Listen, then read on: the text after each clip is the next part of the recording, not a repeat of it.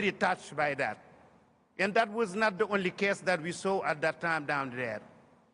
And later on, when I was traveling in that part of Africa, I met a lot of young, strong boys and girls who had very good plans for their future down there. Not long ago, maybe 2 years or 3 years ago, I was in United States. And I met at least 30 young persons from that part of Africa. They were very frightened. They were shaking. You look in their eyes, you know that they don't know what they was trying to get there. They had to come. I asked them, they said they passed by Nicaragua, cross a very dangerous part of Latin America, and then come to illegally in the United States. And that day when I went to start my concert, I asked to people not to look at them like bandits. I said to them, if you go in Africa in certain time, these young people, they can welcome you very much. They're very proud, they're very noble people. But at the end of the day, like Ibrahima said, nothing was there for them to do agriculture, fishing, or farming. And the parents sometimes, they come and say to them, why are you standing here? Why don't you go? Because all your friends in the village, they sell their lands. Some people sell their cows or their sheep and goats. They take the money and they go to Spain and take the plane and go to Nicaragua and to arrive in United States. If you are encouraged to do that because of land degradation, because of desertification, what can you do? You are not very well educated. You can't make any difference or what you're going to find down there or what you leave behind. So it's really dangerous for these people. I was very touched and I asked to people and said to them, please, these people, they don't come here because they are very poor. It's because of the situation that land degradation and climate change and desertification bring to their life. So please help them, because when you help any one of them, you help a whole family or you help a village. And please encourage them to get education and to be ready to go back, because Africa needs them. We need this generation. We have many big plans to develop ourselves, but without this generation, we can't make it happen. So I'm here today to say, every one of you, please, if you can't support these young people outside of Africa, or come to Africa to support some project of agriculture or development, you will make a change. Thank you very much.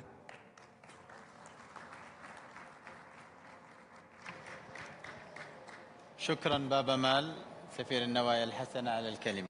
Thank you, Baba Mal, Goodwill Ambassador, for your statement. It is now my pleasure to welcome His Excellency Adrian Ford, Minister of Environment, Green and Blue Economy of Barbados, and His Excellency Hugo Moran Fernandez, Secretary of State for Environment in Spain. I will now hand over the conduct of the meeting to the co-chairs, and I wish you a most productive deliberation.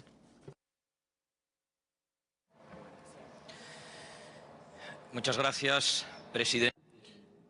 Thank you very much, President of the COP, Excellencies, delegations, representatives. May I thank the Kingdom of Saudi Arabia and the Secretariat of the UNCCD for having organized this event. It's an honor for me to moderate this dialogue with Adrian Ford, Minister of the Environment and the Green and Blue Economy of Barbados.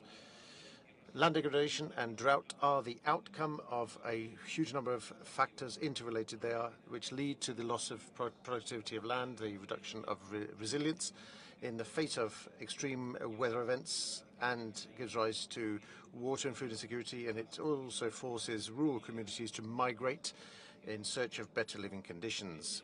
In the face of this global challenge, we absolutely must strengthen regional and international cooperation to mitigate the factors that cause migration and forced displacement.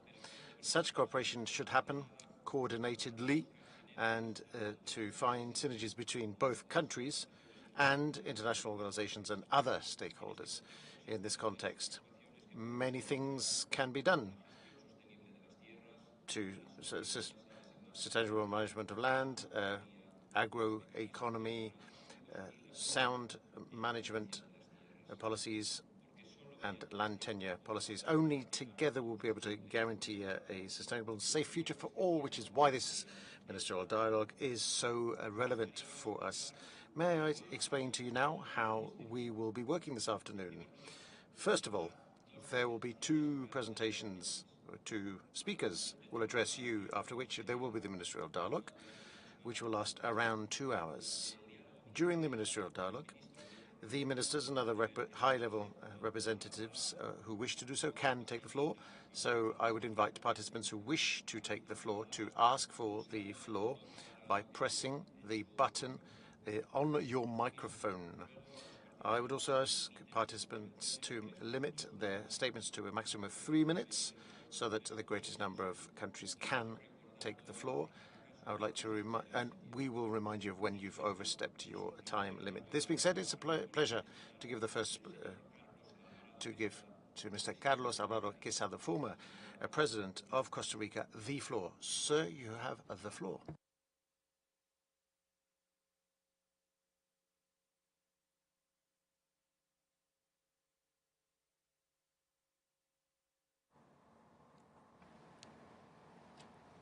Voy a dar la palabra a continuación. I am now going to give the floor. Yes, it is the aforementioned speaker. Very much. Thank you to the Kingdom of Saudi Arabia for hosting us in such a generous way. Thank you to the Secretariat, to you, Ibrahim, to your team for raising the ambition and making land a topic for us. And thank you all for being here in this relevant dialogue. So let me please invite you to an exercise. And I really want for us to try to make this together. I'm going to offer some questions, and I'd invite you to try to answer those questions in your own mind for a second. So please play along with me in this exercise. Are we separated from the land as human beings? Or are we one with the land? What's your answer to that question? Another question. Is migration good or is migration bad? What's your answer to that question? Third question. Are those questions I just offered the right framing of the problem? Or are the problems more complex than I just framed as something being good or bad? Or are we separated or not from the land? And it can appear as a game, but I do believe concepts matter. And the way we frame problems and the way we answer determines the response we give to situations as human beings. I am convinced we live in a time of very complex problems. We're talking about climate change. We're talking about land degradation. We're talking about desertification. We're talking about accelerating loss of biodiversity. We're talking about energy transition. We're talking about the threat on the food for the decades to come. Here in this scenario, the expert of the Potsdam Climate Institute said we are on a trajectory at the end of the century to increase global temperature by 3 degrees. Again, we live in an era of complexity. Concepts matter, and how we frame solutions matter. We live in an era of complexity, yet the narratives we use to solve problems tend to be simplified, simplifications of reality. Is that the best way we can approach to solve those problems? We live in an era of complex problems, simple narratives. And I've seen so many political debates recently around the world, many of them centered on migration, and very few, I believe none, centered on land or land degradation. Why is that? Migration on one part might seem to be a phenomenon. Is migration at the root of the phenomenon? Sometimes it appears that land is at the root of the phenomenon, and yet we don't discuss about land. The environmental crisis we're facing, it's a triple crisis between the climate crisis, the biodiversity crisis, and the land crisis. We're not only going to experience people migration due to sea level rise, due to extreme weathers, due to drought, due to desertification, due to many phenomena. We'll also be going to experiencing ecosystem migration because of the shifts of temperature. So ecosystems that used to be in certain geographies are going to migrate to. That's the level of complexity we're talking about. 30% of the world's food systems are at risk in decades to come. More than 200 million people is estimated to migrate in the next decades due to one or other phenomena related to environmental change, climate change, desertification. Concepts matter. How we frame this and how we come to solutions matter. And humbly, I don't come here to argue that I have solutions to that. Actually, I believe that's why it's relevant for us to come here and discuss the nexus between land degradation, and migration. What I can offer are perhaps certain views, tips, if you want, of what I have found in the past years to be useful mindsets to address, to communicate, and to work with others, to find solutions.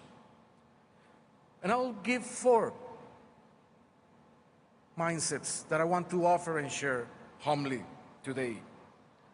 One is embrace the nexus between land degradation, desertification, and migration with an open mind, with a fresh mind.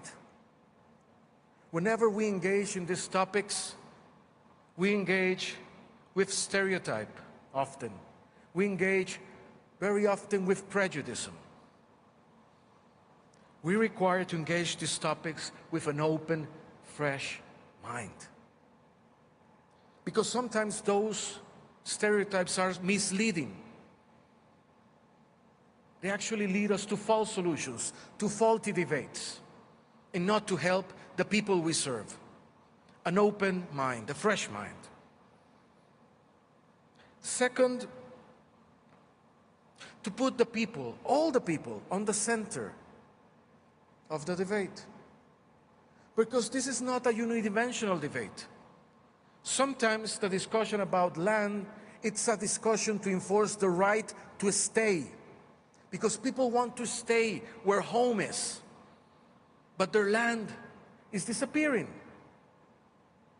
So something that we call adaptation, it's also the right to stay, or it's the right to work on the means to keep livelihoods for generations in what they call home. Sometimes it's the right to adapt. Because if temperatures keep the direction they are having, there are going to be places in which life is not going to be bearable. It's going to be literally impossible to stay. So there's a right for people to adapt in this case. So solutions are going to vary, also because the will of the people vary. But we have to keep an open mind into which is the best solution. Every adaptation is local. Every successful adaptation is the one that gives agency to the local community, not the one that strips and enforces a solution top-bottom. So then put the people at the center of the debate. Third, we need to get the finance right. Whatever the decision of adaptation and the will and the agency of the people is, it requires the appropriate funding, either to improve the quality of the land, either to do a relocation with dignity, either to move, to contribute elsewhere. Because also societies are going to be needing, for example, labor force, organized migration too. And that could be a win-win scenario. It's actually happening. But for that we need to get the finance right. And a finance that is not rooted in the local, it's not a finance that's going to have the freedom and the agency to develop the solutions that are required. We need to unlock that finance, but also the means to make it effective. An open mind, putting the people on the center, get the finance right. And my final suggestion, advice, offering will be to embrace this with a lot of empathy, human empathy. Because we talk about land, we talk about energy transition, we talk about migration. At the end of the day, it's not the energy that is transitioning, it's not the land systems or the food system that are transitioning, it's not only migration that's happening. Who is transitioning is us, the human beings. As a joint family, it's on us.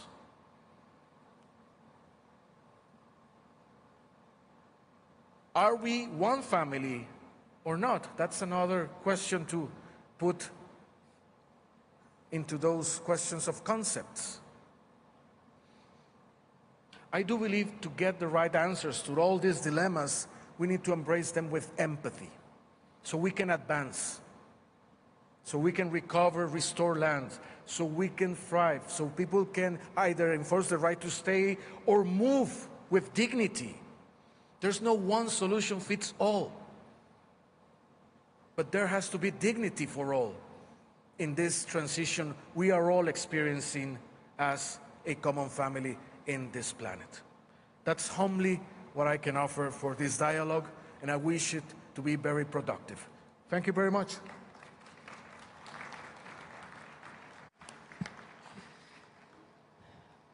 Agradecemos la intervención de Carlos Alvarado. I would like to thank Carlos Quezada for the intervention, and now I will give the floor to the Joint Director General of the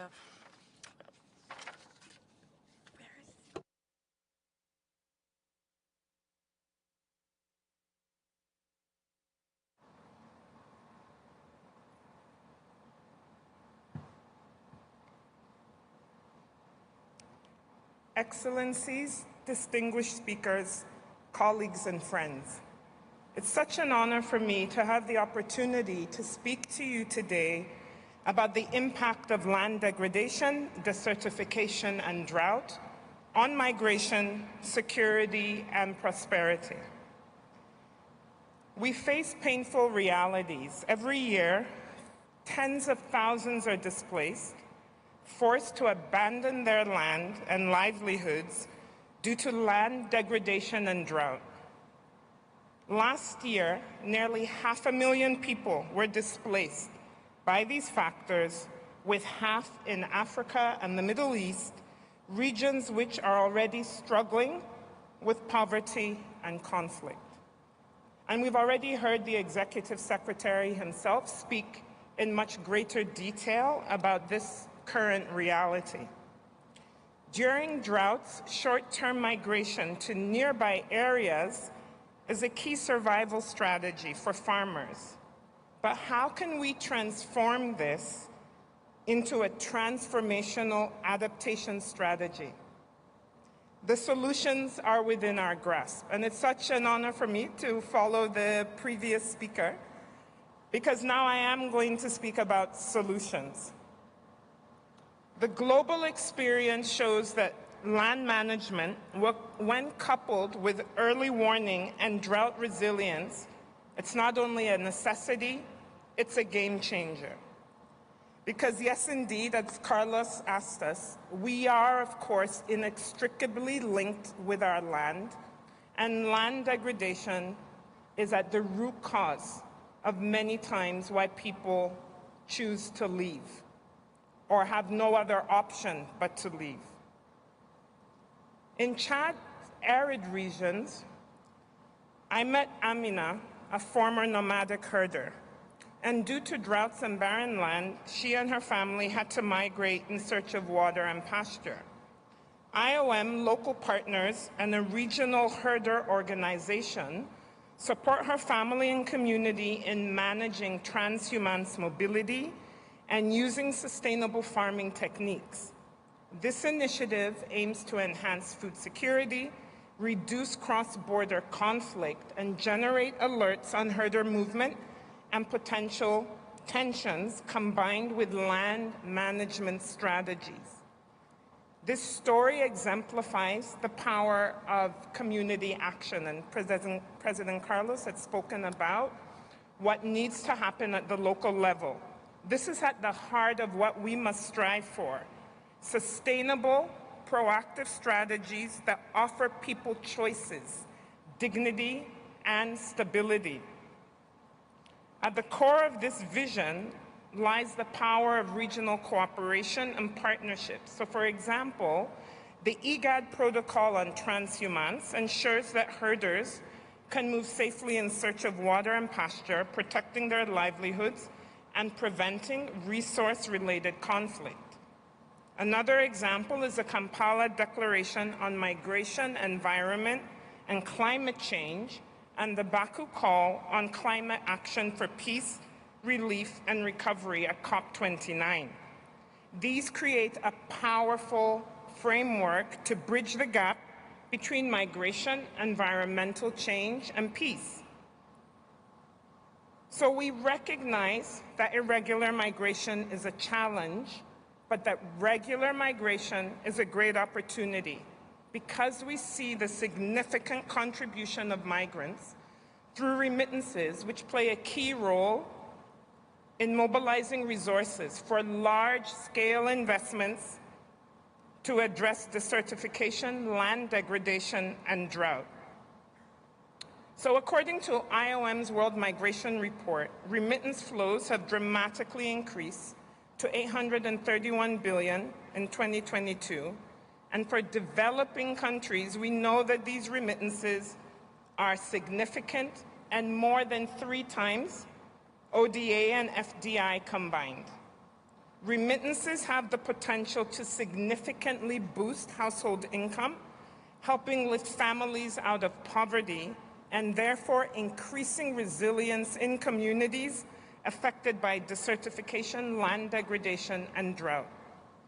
Beyond the economic capital of migrants, it's also about their contribution through their knowledge, network, and skills to build stronger and more resilient communities. So now let's go to Iraq, in the Kurdistan region, where Farzan Najmuddin, who's a member of the diaspora in the Netherlands, launched a pilot project to improve agriculture in the face of water scarcity and drought. By leveraging diaspora knowledge and skills transfer, new partnerships and initiatives, These were formed across borders.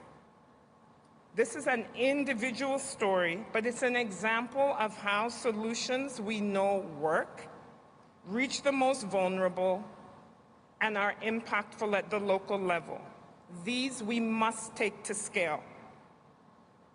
Furthermore, the industries which are impacted the most, such as agriculture, are among those with the highest concentration of migrant workers.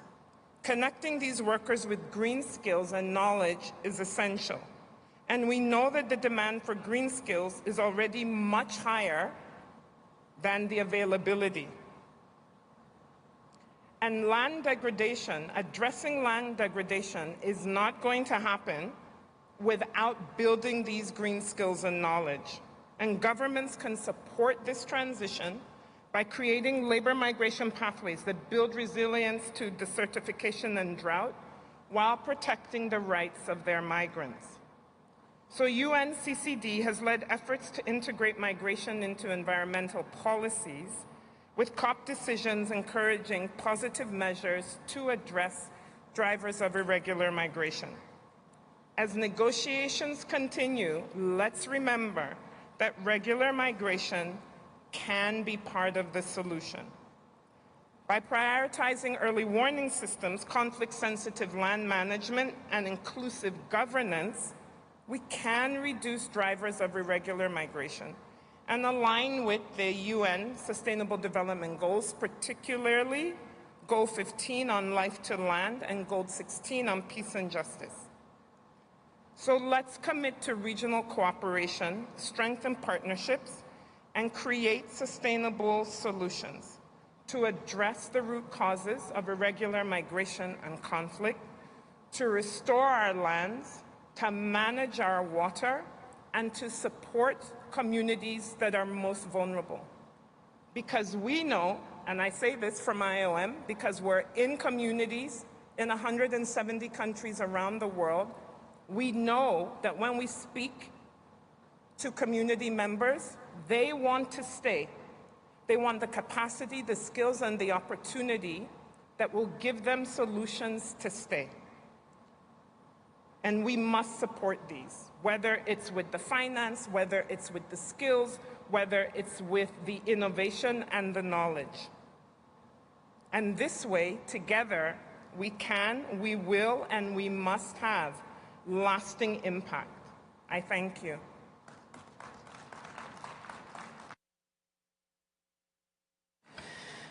Muchas gracias. Thank you very much, Madam Ugochi Daniels, for this contribution. And next, we will begin the ministerial dialogue. So from this moment on, you can ask for the floor by pushing the button that you have on your microphones.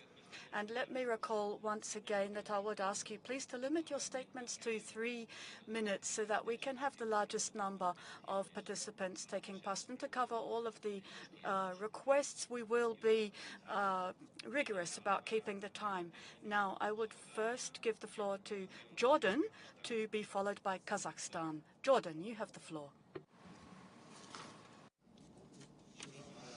Thank you, Mr. President. Ladies and gentlemen, excellencies, when speaking about land degradation, we need to link them to refugee crisis and their negative impacts.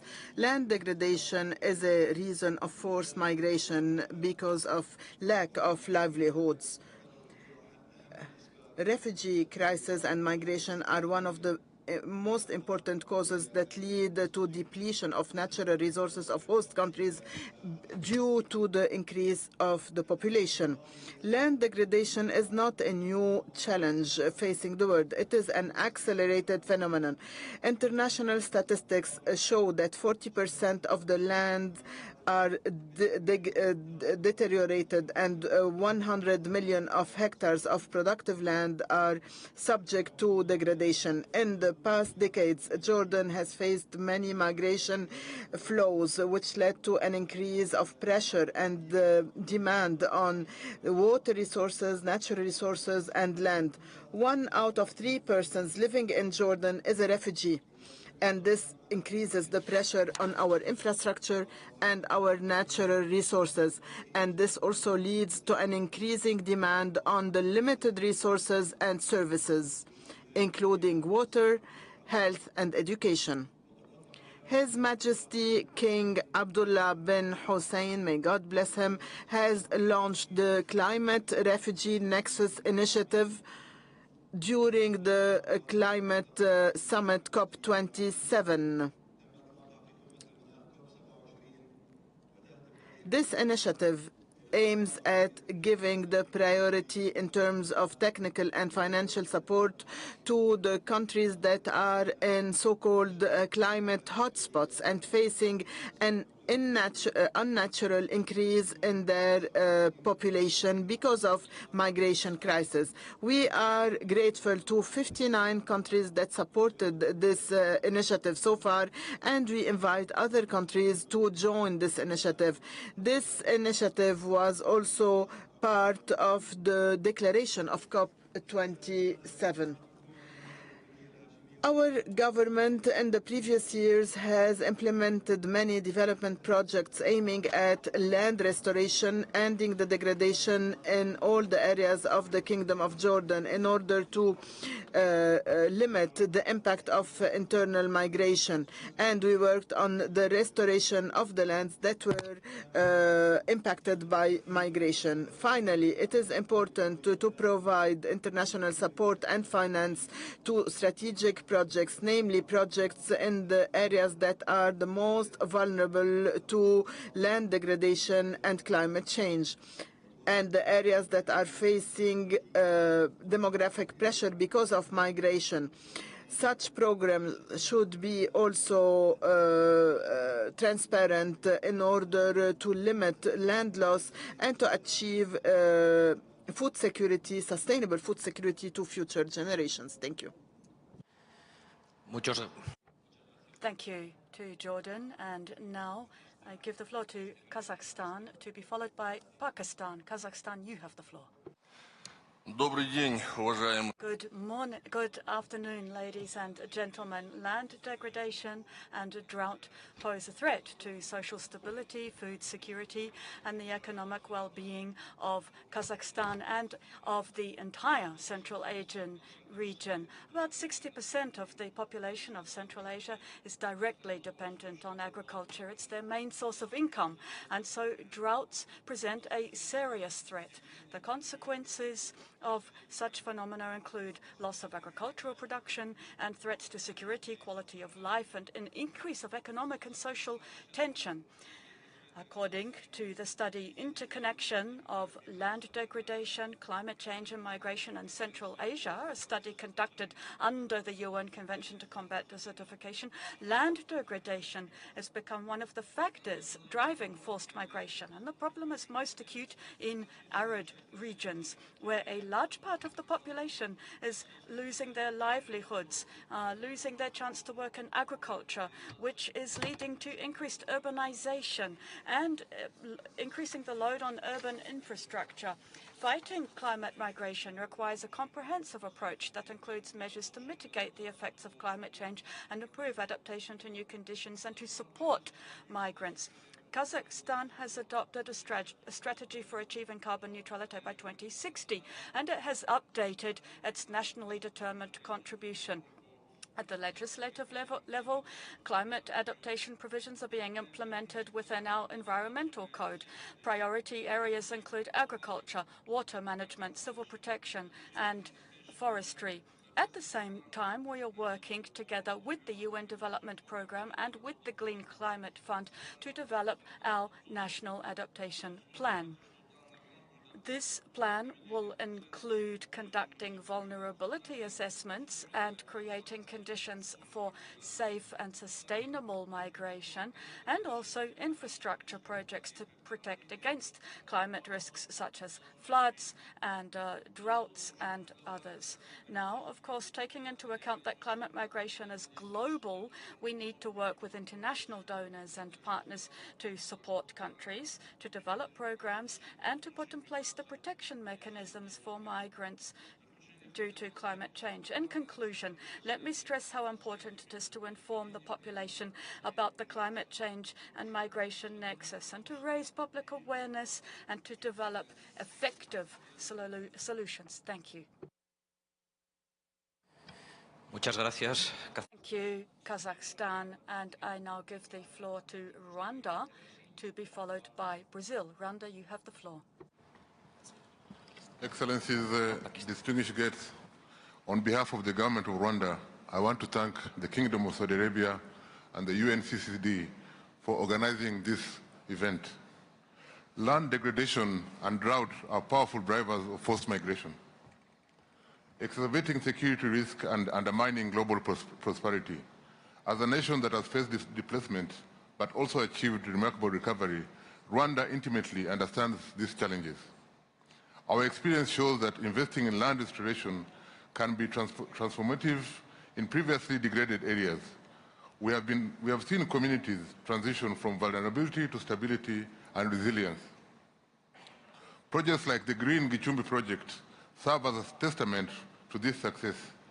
By restoring landscapes and promoting sustainable practices, we have reduced migration pressures, strengthened local economies, and enhanced climate resilience.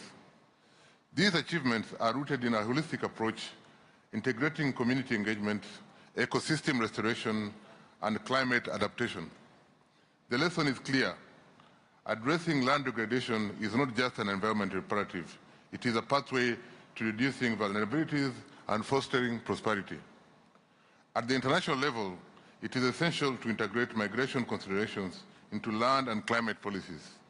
This includes creating sustainable livelihoods, supporting renewable energy transitions, and scaling up ecosystem restoration efforts. Such investments will open doors for vulnerable populations, reducing the need for migration and strengthening security and development. Rwanda stands committed to working with all nations to address land degradation and drought as global challenges. Together we can turn risks into opportunities for inclusive and sustainable growth. Shukran jazilan. Muchas gracias, Rwanda. Thank you very much, Rwanda. And now I give the floor to Pakistan, to be followed by South Sudan.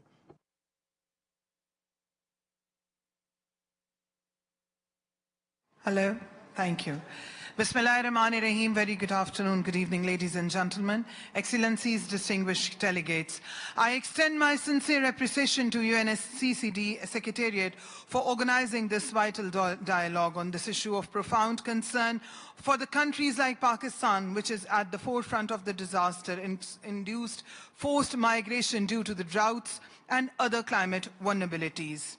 Pakistan has been designated by UNCCD among the top 23 countries facing a major drought emergency.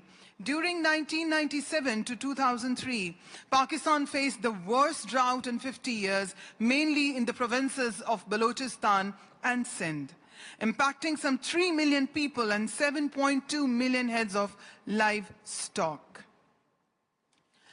Excellencies, climate change is expected to push over 143 million people to migrate internally by 2050 in sub-Saharan Africa. South Asia and Latin American, which would be around 2.8% of the population of these regions, they will migrate due to water scarcity, rising sea level, and storm surges. In South Asia, approximately 5.25 million people were displaced in 2021 due to disaster.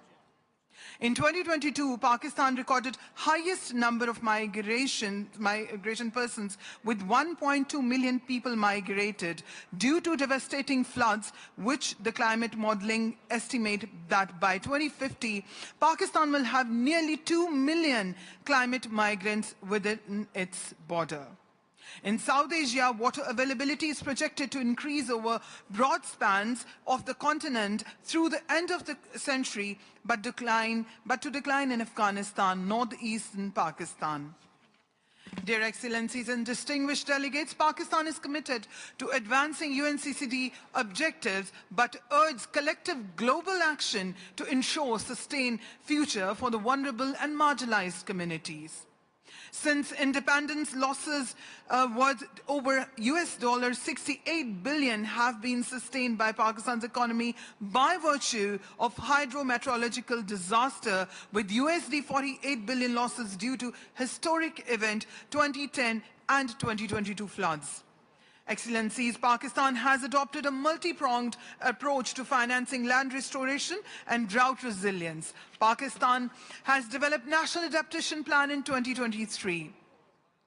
National Adaptation Plan identifies estimated financial needs of the country to tune of $152 billion by 2030. Bridging the financing gap for land restoration and drought resilience demand global collaboration. Pakistan's call upon the international community to uphold the principles of the common but differentiated responsibilities and capabilities under the Rio Convention to ensure the developing nations receive equitable access to global climate finance with simplified access and greater flexibility for implementation of national drought plans to protect their people and ecosystem and continue to actively contribute to the global sustained development goals. Thank you very much for your attention. Excellencies and distinguished guests. Gracias. Thank you to Pakistan, and I would now give the floor to South Sudan, to be followed by Tajikistan. South Sudan, you have the floor. Thank you, Chair, Excellencies, and distinguished participants. On behalf of the government of the Republic of South Sudan, I would like to add my voice to thank the Kingdom of Saudi Arabia for hosting the COP16 and for the warm hospitality accorded to us since our arrival to this country. Reflecting on yesterday's discussion, I was struck by how our digital agriculture projects in South Sudan resonated with many of the points raised here. Drought and in turn land degradation has a deep impact on a country's long-term food security.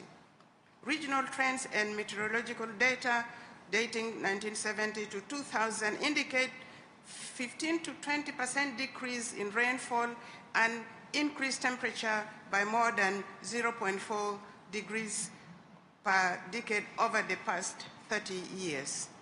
Erratic rainfalls with short and delayed seasons, frequent occurrence of drought and expansion of deserts southwards, frequency of floods increased over the last 8 decades, and drought and flood degraded capacity of ecosystem. Excellency, the impact of desertification and of climate change in general on South Sudan. Most countries are affected by either floods or droughts. South Sudan has been experiencing both floods and droughts over the last couple of years. The impact of floods was this year.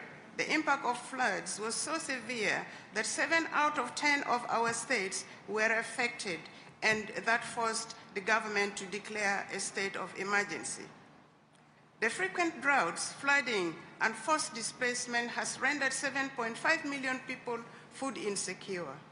Droughts and increasing climate variability would decrease sorghum, which is the staple crop yield, by 5 to 25% between 2000 and 2030.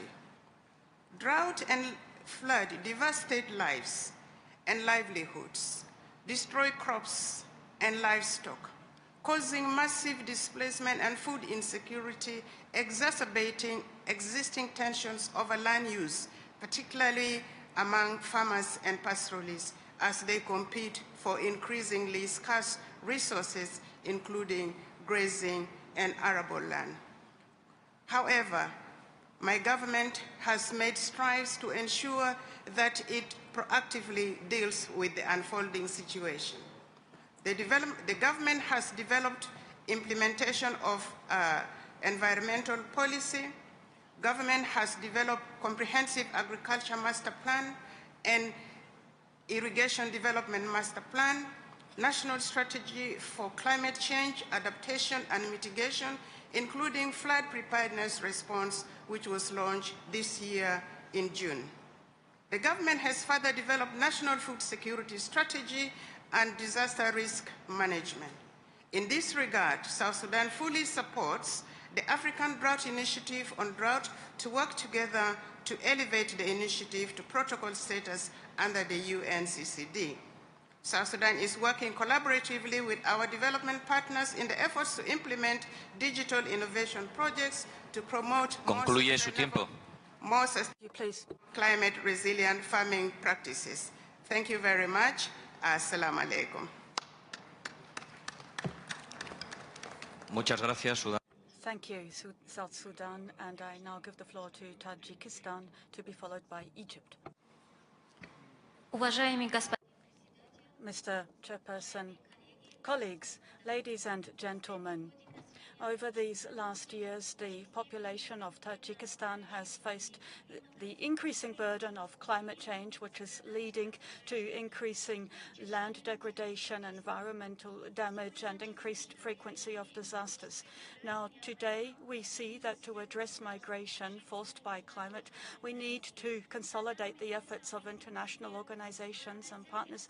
Today, we are hoping that these discussions and holding of roundtables will produce recommendations that will lead to more concrete steps, to real action. Ladies and gentlemen, Tajikistan has put together, developed legislation to address national disasters. We are working on managing these phenomena. We are doing this in line with our national laws on migration also, and with our government regulations on regulating climate-induced migration in the country. We have short-term and mid-term plans to support migrants in this area. We have a national migration strategy that runs through to 2030. This strategy pursues the goal of managing migration processes, protecting their rights, protecting their families, and effective use of their economic potential to develop our country. Every year, we have people who are displaced from dangerous regions, many households who need support, and we are providing this assistance. We are also helping them to adapt to the new situations they face. Colleagues, to ensure food security in the country, we must raise the sustainable management of our natural resources, sustainable agriculture, helping the local populations, and also awareness work with the population. We also need to develop enterprise, to develop private business, to help rural populations, above all women and youth, to restore traditional knowledge and traditional natural resource management methods, and also to introduce new technology into rural areas, to carry out monitoring, to further monitor all of the processes involved in this area. We believe that these measures will help us to improve the quality of life of our populations in the long term. Thank you. Muchas gracias, Tajikistán. Thank you, Tajikistan. And I now give the floor to Egypt. And I will then hand the chairing to my colleague, Adrian Ford. Egypt, you have the floor. Your Excellency President, dear delegates, Excellencies, allow me to express our gratitude to the government of Kingdom of Saudi Arabia and its people for their warm hospitality, and we would like to congratulate them on the excellent organization of COP16, and we hope that we will be able to achieve results that will lead to facing land degradation and facing drought around the world. Ladies and gentlemen, the problem of desertification is one of the most important challenges that we are facing as the human family on this planet. This is a very complex challenge, especially in the light of the consequences of loss of biodiversity, climate change. International statistics show that 40% of agricultural lands in the world are degraded, and the world requires unprecedented efforts in order to restore more than 5 million hectares by 2030 in order to be able to achieve the LDN, land degradation neutrality. Egypt is facing many challenges in the field of water. We are one of the countries that face the most serious crisis of water scarcity. We face very low rainfall, 1 out of 10 billion cubic meters of rainfall. We rely on the Nile River for water resources. However, we have great needs in terms of water, especially to produce food. We have around 60 billion cubic meters of water needs. The gap is filled by recycling of a big quantity of our used water, and we import also water from through the food production. This is further exacerbated by the fact that we are hosting more than 10 billion, says the speaker, refugees from all around the world. And we have increasing needs because of demographic pressure. Despite the fact that we have programs to limit demographic increases, we have also needs in the field of development programs. We also have the problem of the connection between underground water and seawater, saline water, and this leads to the increasing levels of water salinity. That's why our government has given a big priority and importance to the issue of drought. We have invited the UNCCD Secretariat to seek to adopt a drought initiative in order to support the most vulnerable countries. Drought is threatening social security, social peace, and the dignified life of the citizens. Drought is also threatening the sustainability and the serenity of our natural resources in the most impacted areas. According to the New Delhi Declaration, the President is interrupting. Despite all these environmental and social challenges, our adaptation to drought is one of the points that are heavily present in all our sustainable development plans and Egypt Vision 2030. Our government has adopted a proactive and preventive approach by resorting to underground water and to also build water treatment plants so that water can be recycled, reused for agriculture. And we have also adopted a set of new and modern laws on pollution and natural resources. We also have many initiatives and programs to rationalize the use of irrigation and water for irrigation. The President is inviting the Speaker to round up. Thank you, says the Speaker. Just let me thank Excellency Hugo Moran for your earlier intervention and the co-chairing of the meeting. I want now to invite Gabon to have the floor.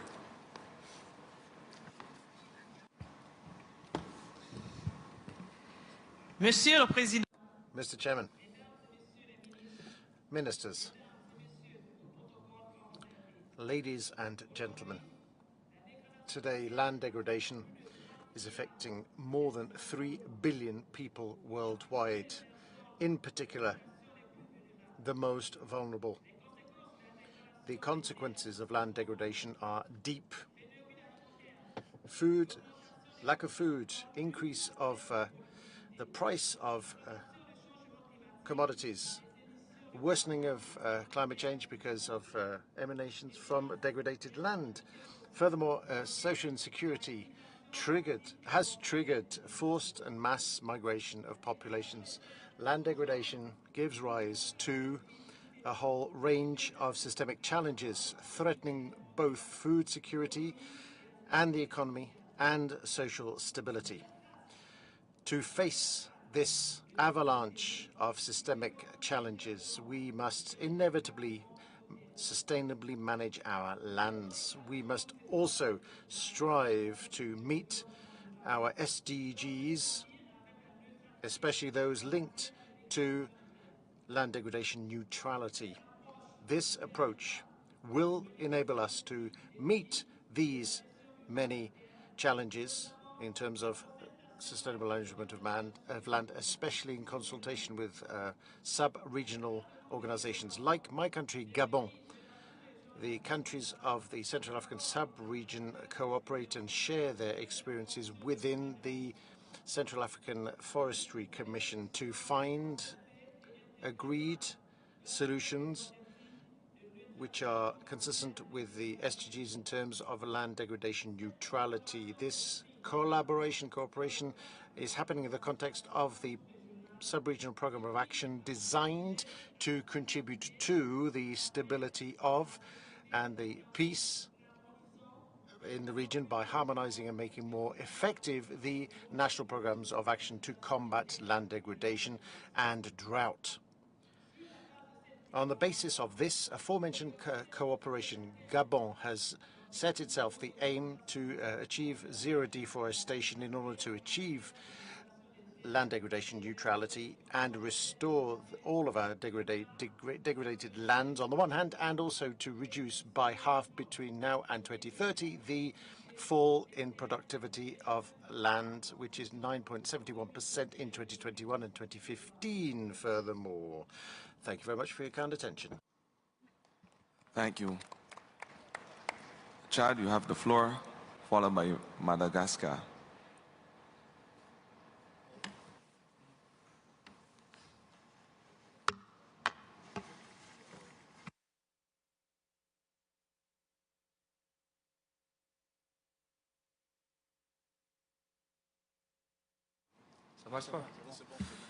Merci, Monsieur. Thank you, Mr. Chairperson.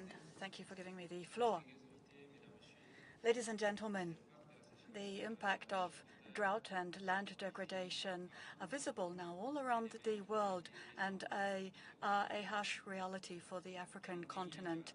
In my country, Chad, a desert occupies more than 600,000 square kilometers. That's 48% of our total land surface. This is a geographic reality with all of the side effects that it brings in terms of alarming land degradation. And this is jeopardizing food security and livelihoods for millions of people in Chad. And this means that combating land degradation and drought must be a top priority.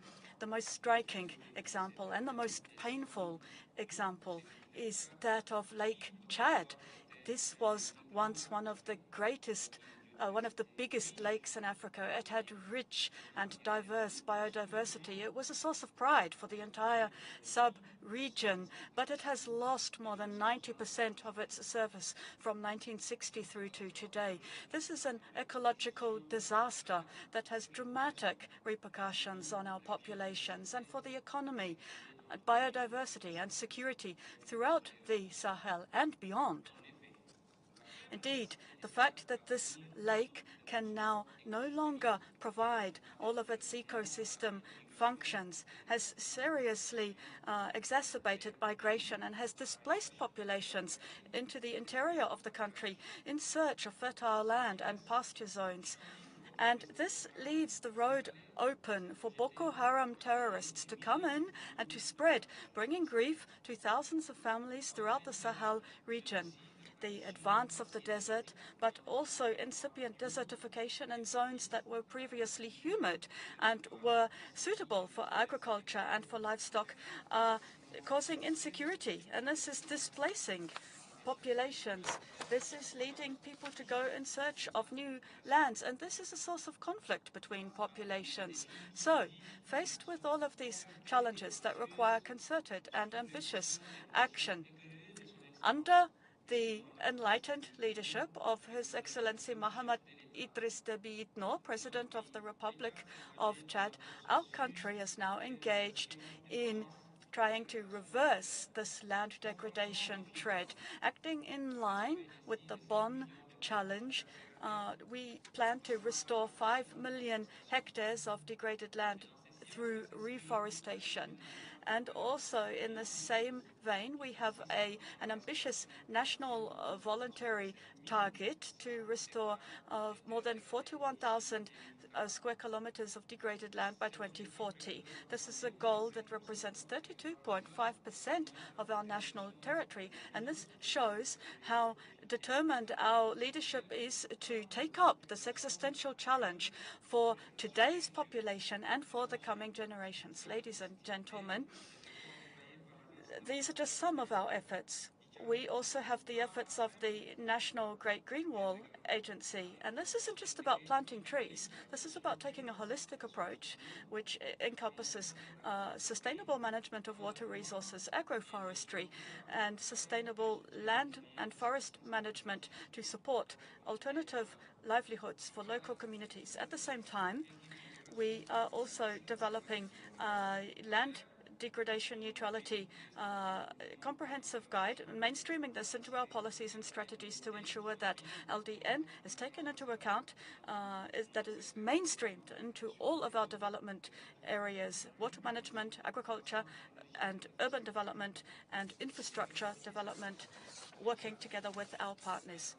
We are developing an integrated drought management plan to address these challenges and also to reduce inequality between men and women as concerns the effects. But we are also aware that we cannot address these challenges alone, and for this we need to reinforce regional and international cooperation to amplify the impact of efforts to prevent land degradation. Together, let me reiterate Chad's full commitment to combating land degradation and drought. This is not just about the environment. It is about development. It's imperative for the security and the dignity of our peoples. Thank you. Thank you, Excellency. I just want to make the point that in the interest of time, because we have a time limit for this exercise, I would like Excellencies to keep their presentations to the 3 minutes allocated. I think that we are running a little bit behind time at this moment, so I am indulging you to keep your speeches to 3 minutes. Madagascar, you have the floor. Thanks. Thank you, chairs.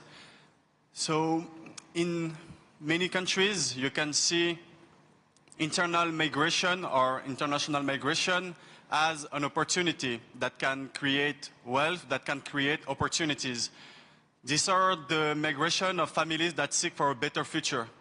In our country, we are facing internal migration, but which is caused by the survival instinct because of land degradation. Some regions of Madagascar are not livable anymore.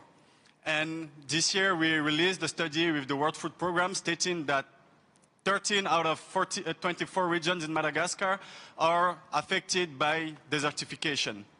In response to this issue, and under the leadership of His Excellency President of Madagascar, André Rajoelina, and Prime Minister Nsai Christian, with partnership with UNDP and IOM, Madagascar has developed a strategy on internal migration until 2026, focusing on the regions of Mena Bay and the 3 regions of the south. A key initiative involving many ministries, and this strategy has been turned into concrete actions. We can talk about the innovative land reserve approach. The creation of the basic land reserve of more than 6,000 hectares represents an innovative approach to providing alternative livelihoods and land for migrants.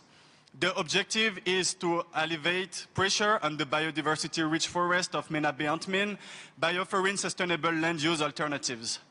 We have also concretized the Green Title Program.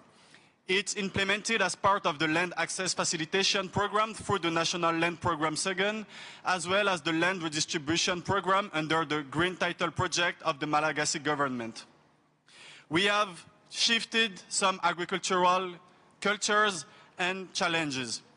Migrants, particularly those who previously cultivated maize, are increasingly turning to peanut cultivation.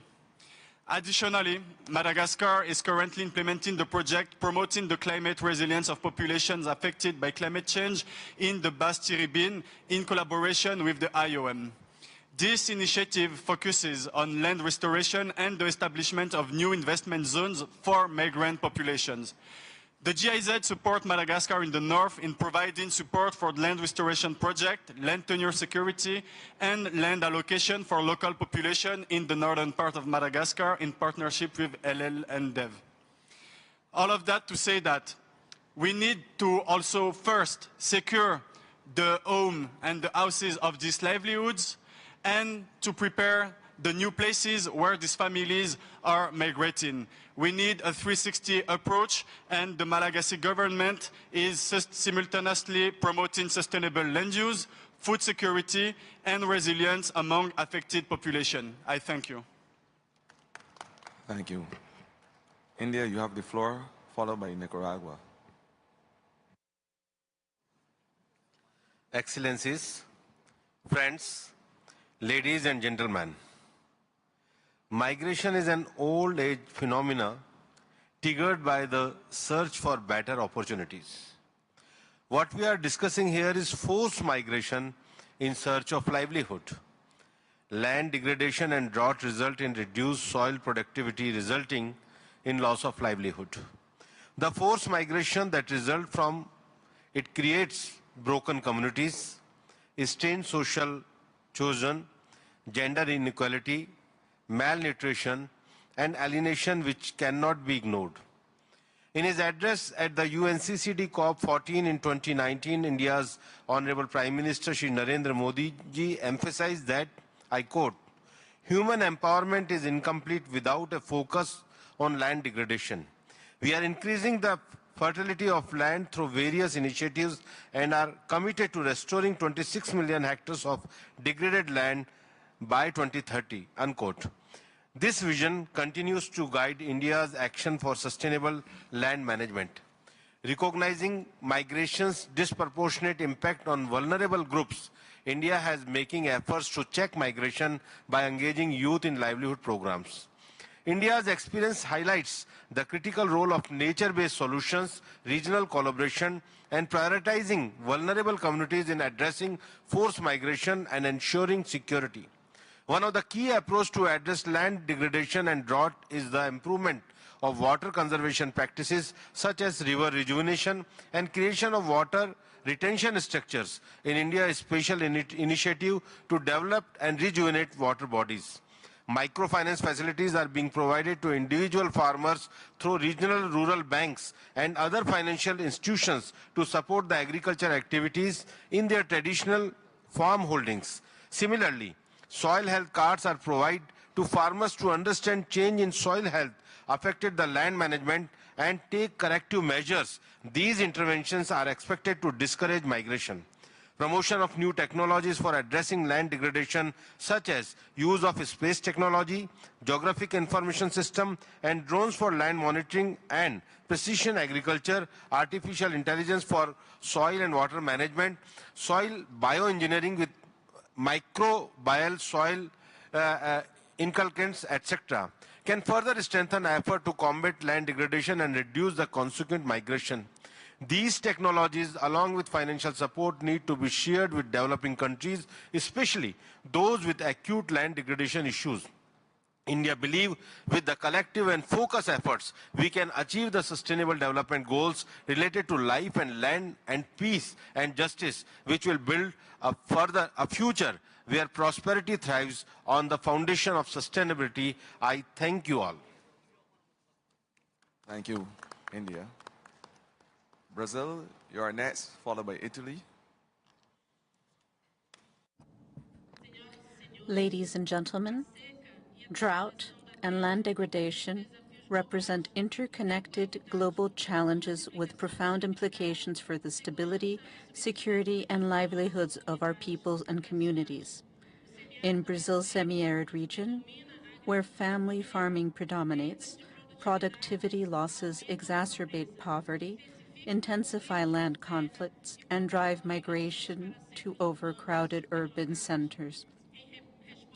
In response, Brazil is revising and strengthening its Brazilian Action Plan to combat desertification and mitigate the effects of drought, which will guide actions for the next 20 years.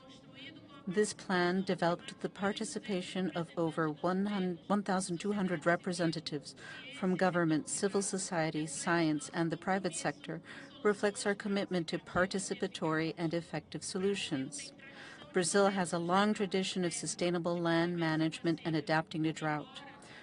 While new challenges emerge, such as the appearance of arid areas in regions previously unaffected, past public policies have proven effective.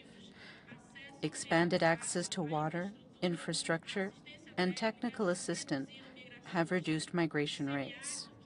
The semi-arid region, which is the most threatened by desertification, land degradation, and drought, now accounts for 37% of Brazil's family farming, making it the territory with the highest proportion of family farmers in the country. We need evidence-based public policies that have demonstrated success, such as the 1,200,000 cisterns program, food acquisition initiatives, and subsidies that guarantee minimum prices for socio-biodiversity products. These programs strengthen local economies and foster community resilience.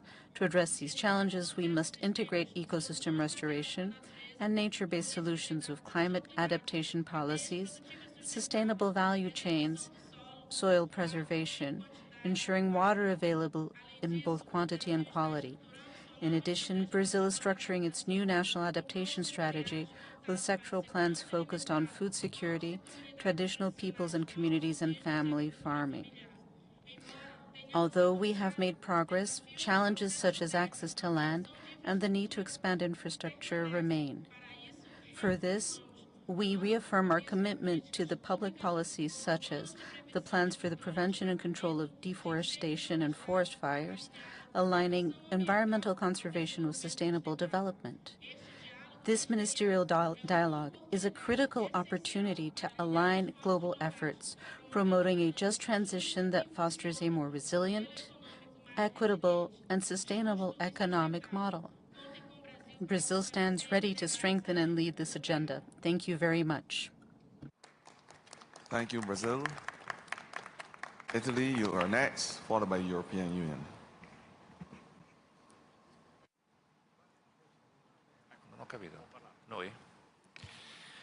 Excellencies, distinguished delegates, ladies and gentlemen, it's a privilege to address this assembly and share Italy's perspective and the urgent challenges posed by desertification, land degradation, and their far-reaching consequences, including forced migration and regional instability. These are not isolated environmental issues, but complex phenomena that demand coordinated and sustainable solutions. Italy recognized the fundamental role that sustainable land management plays in promoting resilience, social cohesion, and economic stability. Our commitment to this cause is reflected in decades of international cooperation and initiatives aimed at addressing these challenges, particularly in regions most vulnerable to the effect of desertification. Africa, a continent deeply affected by land degradation, has long been a focal point of Italy's engagement. Historical projects, such as the integrated Keita project in Niger, exemplify how targeted intervention can transform arid landscapes into productive ecosystems. This initiative reclaimed thousands of hectares and established a foundation for community-driven land management that continues to inspire similar efforts. Building on this legacy, Italy supports initiatives that address the root causes of environmental degradation and its socio-economic impacts. The AMAWAS program in Africa focused on early warning system for drought and disaster resilience, highlights our commitment to empowering communities with tools to adapt and mitigate environmental crises. Italy's contributions align closely with the objectives of the United Nations Convention to combat desertification. We understand that land restoration goes hand in hand with the conflict prevention, particularly in regions where resource scarcity exacerbates tensions. Under this aspect, water management is another cornerstone of our approach. Ladies and gentlemen, central to our efforts is the principle of partnership. Desertification and migration are challenges that no country can tackle alone. Italy, through the Rome process, has worked to bring nations, organizations and communities together to share responsibility and act collectively. This dialogue has laid the groundwork for practical solutions that foster regional stability and global solidarity. As we come together in this forum, let us reaffirm our collective commitment to addressing these pressing challenges by restoring lands, strengthening livelihoods and promoting stability. We can create a future where migration is a choice, not a necessity. Italy stands ready to work with all partners in this endeavor, fostering collaboration and innovation to turn the tide of desertification into a path toward resilience and opportunity for all. Thank you. Thank you, Italy. European Union, you are next, followed by Nicaragua. Excellencies, dear co-moderators, dear colleagues, let me thank you first, the Presidency and the UNCCD Secretariat for organizing this dialogue. Our livelihoods all around the world depend on natural resources. Instability, social tensions, conflicts, and forced displacement can all rise if these become scarcer. Fighting the interlinked crisis of climate change and environmental degradation is one of the most important tools of conflict prevention we have. We need to start thinking about investing in preserving natural resources as an investment in peace. Land in particular is a natural resource with special value to humanity. The EU's nature policies are crucial elements for the EU to act against desertification, land degradation and drought. Not only that, in our experience, nature restoration is an investment that pays off. For every euro invested, we will get at least 8 euros in return. Land degradation is a pervasive, systematic phenomenon that affects all parts of the world and can take many problematic forms, including soil erosion, deforestation, desertification, and pollution. The rise of land grabbing in rural areas, coupled with insecure land tenure for local communities, contribute to unsustainable land use and to the forced displacement of the most vulnerable.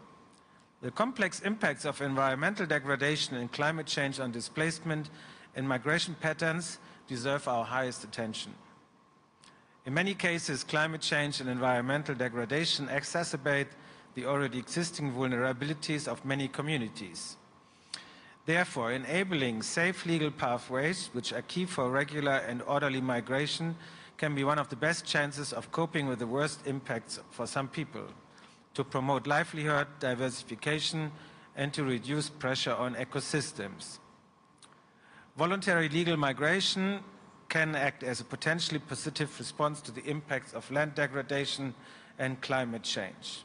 Sustainable land management and drought resilience are essential building blocks to ensure global stability, security, sustainability, and prosperity. The EU welcomes that important initiatives such as the Sustainability, Stability and Security Initiative in Africa will be part of the discussion of this conference. The EU also welcomes the collaboration established between the UNCCD Secretariat and the International Organization on Migration. Thank you. Thank you. Nicaragua, you have the floor, followed by Ukraine. بسم الله السيد الرئيس السلام عليكم. Ladies and gentlemen, I have the honor of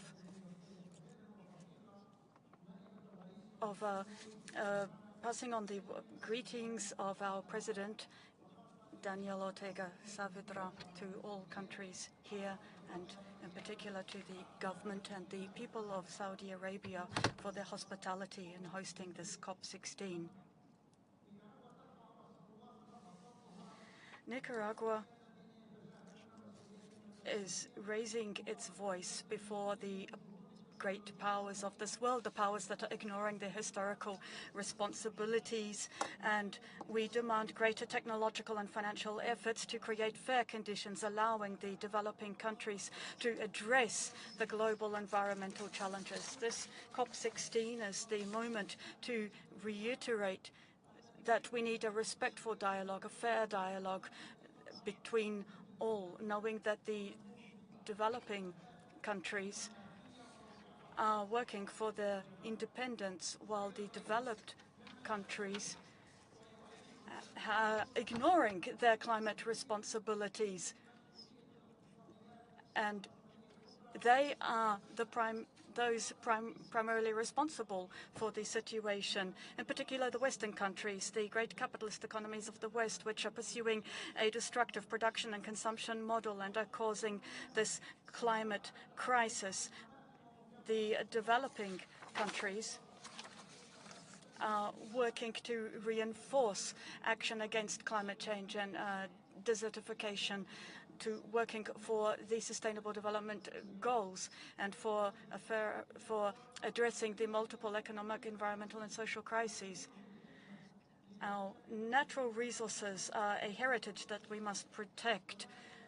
To do this, our President, Daniel Ortega, and our Vice President, Rosario Murillo, have engaged in policies that work to bring together economic development and protecting the environment. We call on the countries of the Global North, which have shown a lack of commitment, to support the international efforts against desertification. Our Vice President is saying that what we are calling climate change and desertification and drought is not this. It is destroyed land. It's the plundering of Mother Earth. And so we need to take a new approach, a civilization-based approach to protect Mother Earth, to protect nature.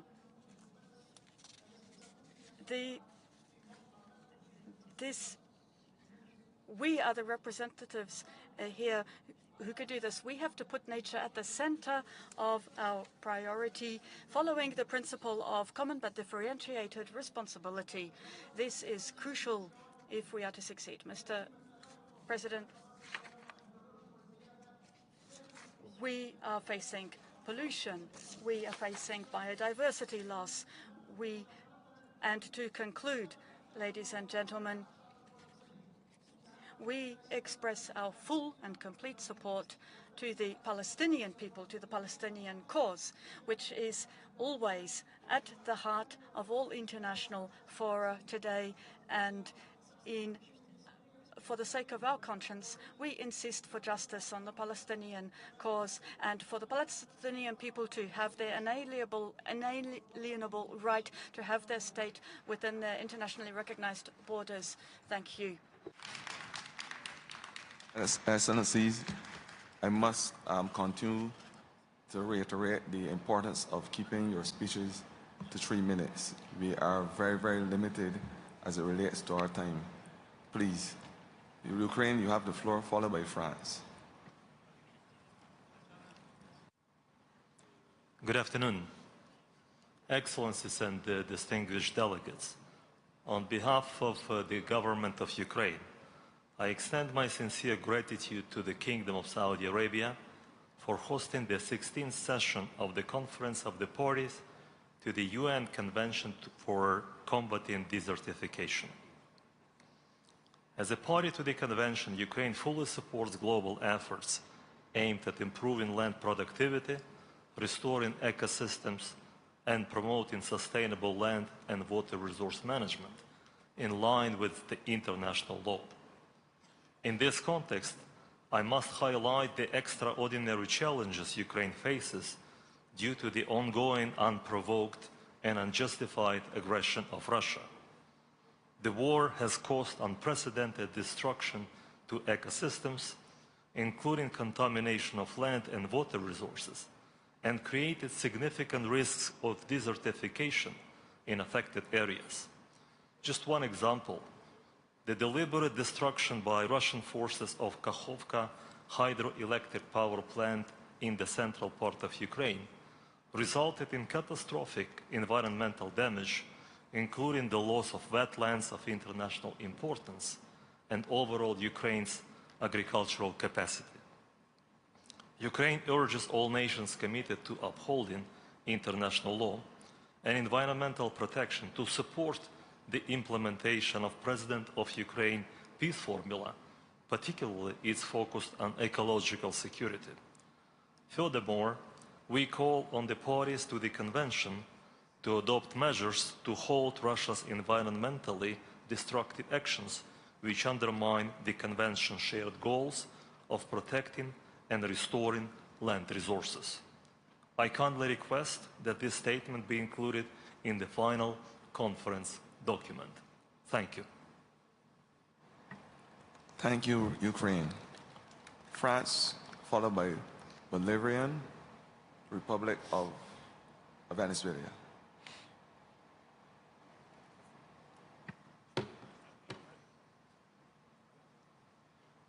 France, you have the... Yes, thank you very much. Monsieur le Président. Mr. Chairperson, ladies and gentlemen, friends, with now more than 25 million climate displacements in the world in 2023, partly linked to drought and to land degradation, it is today urgent to address the root causes of induced displacement, forced displacement. This is one of the crucial issues involved in economic and social development and prosperity. And France, in this respect, believes that community resilience cannot be ensured if we do not take an approach that recognizes the development, security, and peace nexus. These synergies must be at the core of the regional partnerships, the multilateral partnerships, and this must be built around committed action at the local level by the competent authorities. And in this context, France welcomes the engagement of the Secretariat and the states parties to operationalize the Sustainability, Stability and Security Initiative, the 3S initiative, working with the IFAD. France also welcomes the development of the guide on the rural-urban nexus prepared and the partnership prepared by the Secretariat with UN Habitat, and we encourage the dissemination of this work to raise awareness about soil health impacts. It's this kind of interagency cooperation that allows us to take a holistic and effective approach. And in this regard, France, in its interministerial strategy on migration and development through to 2030, has set a goal of acting to address the structural causes of forced migration.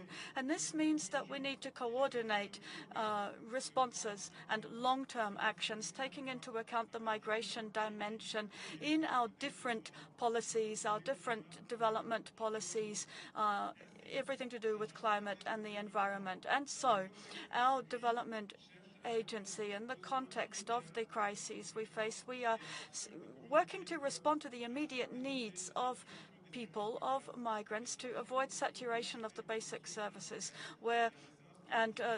to work to address the root causes of conflicts and natural resource-induced conflict. We are putting in place a rapid response capacity and more structured projects to rebuild trust between the different social groups. And it's in this way that we are working through the different projects in Cameroon, for example, to better integrate these refugees from Central Africa into the local communities, and also funds transfers through the diasporas.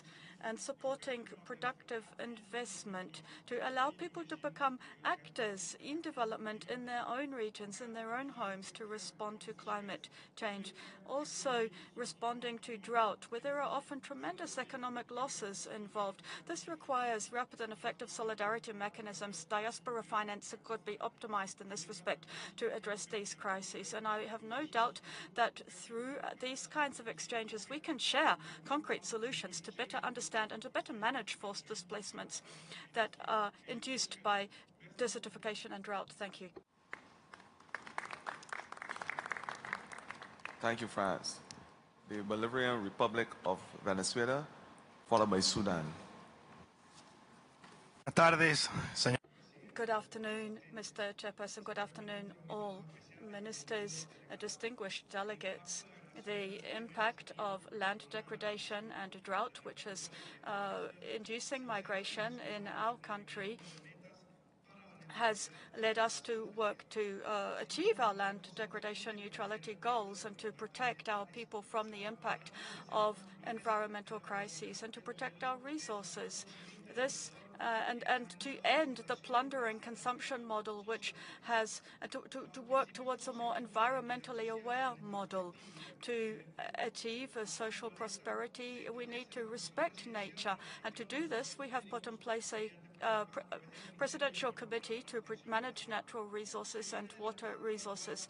We are also ensuring local active community participation and reforestation efforts and implementing common projects for sustainable use, for biodiversity in our river basins, for integrated management of the different inputs and resources to ensure sustainable development, comprehensive management to protect the Amazon areas too, indigenous local knowledge, ancestral knowledge, tenure rights, rural and urban issues, gender dimension. All of this is integrated in our efforts to protect our resources and to act against drought. And also the impact of the El Niño phenomenon. We have regulations in place to protect property, to prevent property concentration, to ensure a more fair distribution of property, and to protect our farmers. We are also promoting women's land tenure, increasing the number of women who have land tenure rights. We need to continue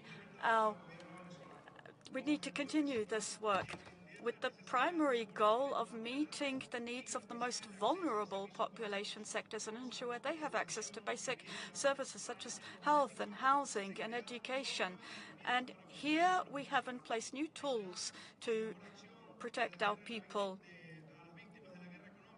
We are acting to protect the victims and also those who have been displaced.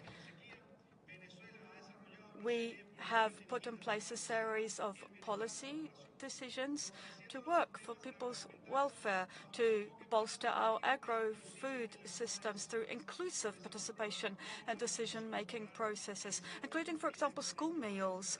This is part of our education efforts. This will ensure that our people have access to school meals, and this has been a successful experience in our country for more than 20 years now. To conclude, I would also like to make a particular call here at this platform, calling on the developed countries which have benefited from the use of resources to fulfill their commitments and to ensure access to financing for the developing countries so that we can address the challenges of desertification, land degradation and drought for food production and to protect life on our planet. Thank you, Mr. Chairperson, and I am sorry for having gone over time. Thanks. Sudan and then Bahamas.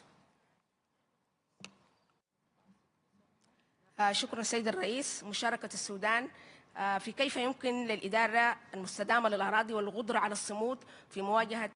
And we also believe that land management and resilience and acting against drought is crucial to, if we want to tackle the root causes of forced migration.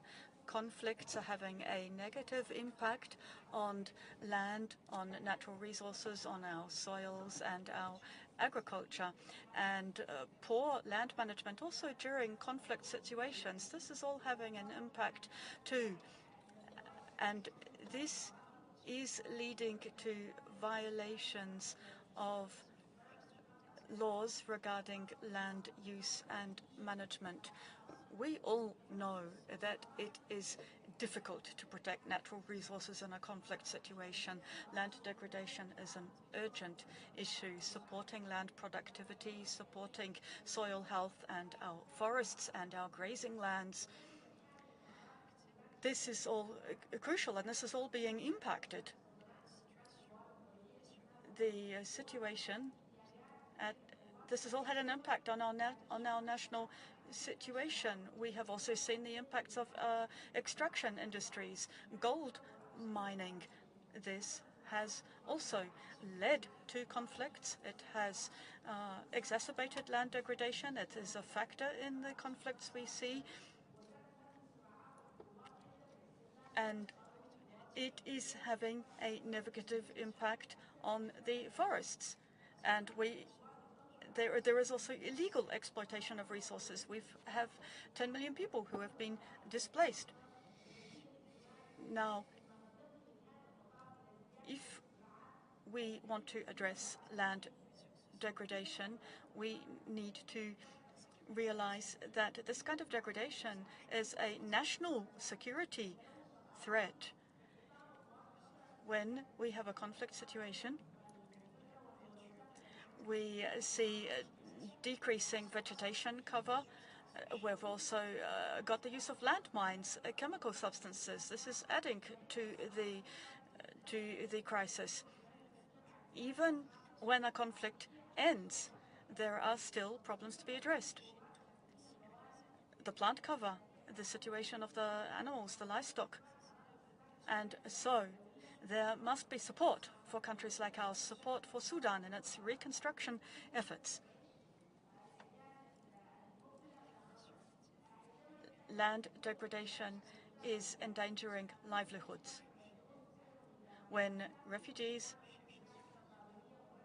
seek ways to support their needs, and they end up having recourse to unsustainable agricultural practices. And so if we don't take immediate action to remedy this situation, we are going to reach a point of no return unless we find a way to meet the needs of our people. And to do this, we need to have participation. We need to end the kind of land degradation we are seeing and provide displaced people with the means they need, alternative livelihoods. The affected countries must also receive the needed assistance to be able to sustainably manage the environment and address the needs of all of their people. Thank you. Bahamas, followed by Turkey. Thank you, Chair. Thank you, Chair. Mr. President, Secretariat, and Excellencies, allow me to express gratitude to the Kingdom of Saudi Arabia and its government for the hospitality and hosting of this very important COP. The Bahamas supports all efforts against land degradation and joins with all other nations as we strive to a greater future for our land and people.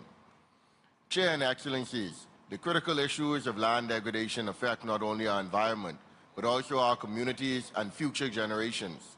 Sustainable land management and drought resilience are not just theoretical concepts. As we all know, they are practical solutions to the interconnected challenges of land degradation and forced migration, particularly in regions like the Bahamas. As the Bahamas is an archipelago, the effects of land degradation present an even greater challenge as we seek to implement SLM practices across our 18 inhabited islands. Sustainable land management is a holistic approach that integrates land, water, biodiversity, and environmental management to meet rising demands while ensuring the long-term sustainability of ecosystems and livelihoods. In the Bahamas, where the economy heavily relies on tourism and the environment, which facilitates the major industry, thus making SLM crucial, the degradation of land due to unsustainable practices, climate change, and natural disasters, particularly hurricanes, pose a significant threat to food security, economic stability, and the overall well-being of the population. In the Bahamas, droughts can have devastating effects on agriculture, water supply, and the natural environment, especially more frequently and intense forest fires on our Pine Islands, impacting human life and health. Building drought resilience involves implementing water-saving technologies, improving soil health, and adopting drought-resistant crops, and looking into saline farming due to the limited supply of fresh water. These measures not only help in maintaining agricultural productivity, but also in preserving the natural ecosystems that are vital for the island's biodiversity. Land degradation in the Bahamas leads to reduced agricultural yields, loss of biodiversity, and increased vulnerability to natural disasters. This degradation often forces communities to migrate in search of better living conditions, disrupting social structures and placing additional strains on urban areas. Our country has started exploring some SLM techniques such as the Integrated Land Management Project, which focuses on techniques such as agroforestry, silvopasture, conservation tillage, and integrated pest management, which can significantly improve land productivity and resilience. Collaborative efforts with environmental groups and creating policies to support the environment are also things that we are undertaking. We understand that there is more that can be done, and by adapting and implementing some more sustainable land management practices, we can restore degraded lands, improve soil fertility, and enhance water retention. And these practices not only mitigate the effects of drought, but also create sustainable livelihoods, reducing the need for forced migration. In conclusion, sustainable land management and drought resilience are not just environmental issues. They are essential for the socio-economic stability and the prosperity of the Bahamas and our fellow small island developing states. By adopting these practices, we can combat land degradation, enhance food security, and reduce forced migration. Let us work together to implement these solutions, ensuring a resilient and sustainable future for all. Thank you, Chair. All right, thank you, Bahamas. Turkey next, and then Niger.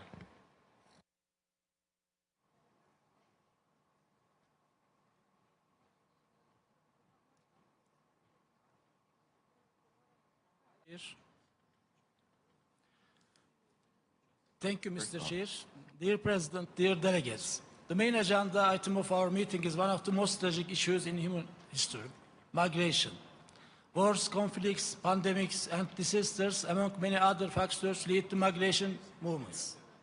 In addition to this, land degradation and drought are also putting pressure on natural resources and causing severe damage. This situation displaces people from their living areas and forces them to migrate. People settle in areas they perceive as safe in order to access better living conditions. This brings about a number of serious issues, such as the disruption of stability and security concerns, both for the countries receiving migrants and for the migrants themselves. To overcome this challenge, it's crucial to implement sustainable land management and drought resilience principles that improve ecosystems, enhance people's well-being, and contribute to regional stability, peace, and security. Turkey has become a focal point to its stable, reassuring policies and its strategic and geopolitical position. Additionally, Turkey has gained the significant experience as a country that successfully manages both internal and external migration movements. To these characteristics, Turkey fulfills its historical responsibilities in establishing regional and global peace and justice in the international community. Turkey consistently offers these contributions through international collaborations. In this context, with the Ankara initiative we supported local development. The most concrete outcome of this has been the 3S Sustainability, Stability, Security Initiative, which aims to reverse migration by creating employment for the youth, women and migrants through the restoration of degraded lands in Africa. Turkey has also implemented many exemplary initiatives in local development at the national level. The establishment of development agencies to reduce regional development disparities, the preparation and implementation of regional development plans that cover all sectors, and the strengthening of the economic incentive and support system with the encouraging financial mechanisms are among our successful practice in this regard. Of course, we support these efforts with sustainable land management practice and rural development projects that promote local economic and social development, aimed at minimizing the effects of drought, land degradation and climate change. One of these initiatives is the related with village project, which we are implementing as the Ministry of Environment, Urbanization and Climate Change. Through this project, we have largely completed the infrastructure works in our villages. With this support, we are creating the necessary conditions for the sustainability of our rural development projects. Thank you, Mr. Chair. Thank you, Niger, followed by St. Lucia.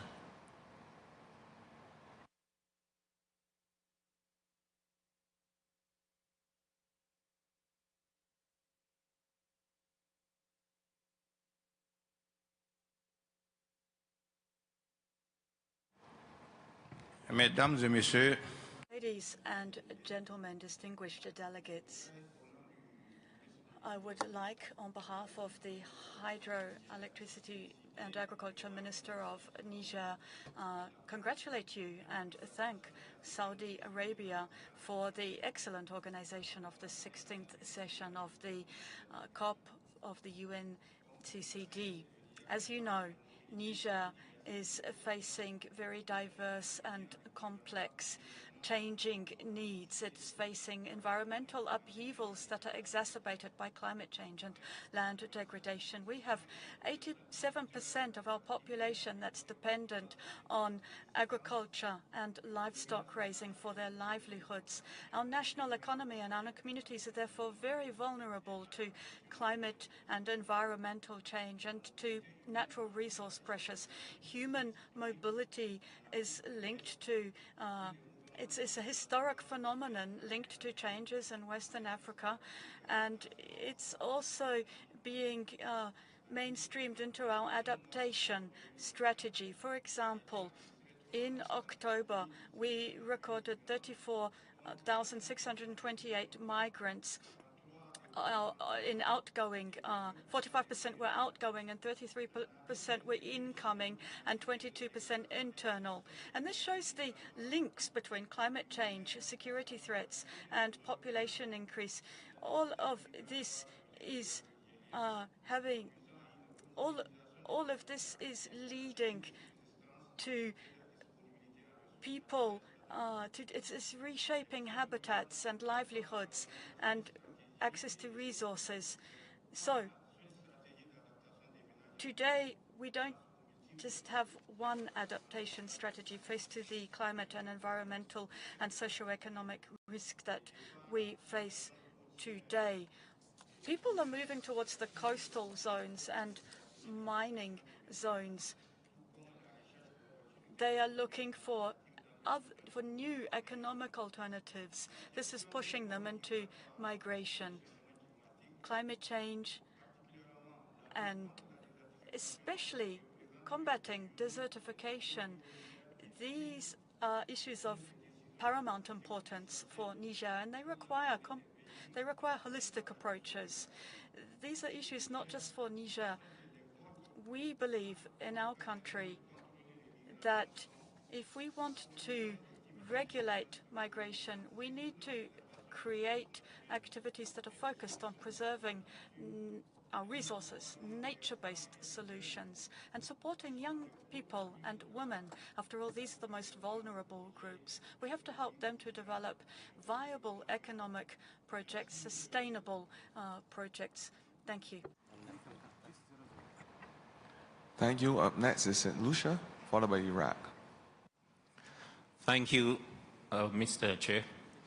Excellencies, ladies and gentlemen, As a Caribbean people, we have borne the brunt of many natural disasters, man-made shocks and crises. However, we are resilient. Our people depend on the land for survival. We have long had an intimate relationship with our land. It is the source of our integrity, our strength, and our longevity.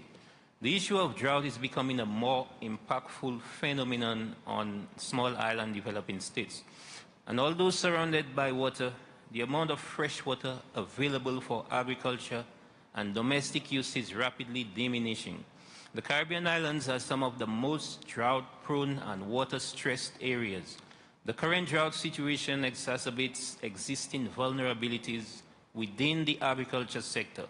Farmers are struggling with insufficient water resources to irrigate their crops, leading to decreased productivity. This not only affects food availability, but also increases reliance on imported goods, which can further strain the economy. Our food security is at stake. When droughts hit our communities, people are forced to find alternative livelihoods. In the Caribbean, our peoples enjoy the free movement among the islands. However, this brings with it its own multitude of challenges to the receiving countries, with strains on the medical sector, housing sector, and infrastructure sector, and other sectors as well. With small-scale economies and fragile environments, the movement of people due to stresses like drought and other natural disasters can be disastrous. Our islands can only support so much. I urge the global community to work together in recognizing the challenges that small island developing states are faced with, and for making the requisite resources available to overcoming this increasing prevalence, impact, and deleterious effects of drought on its people.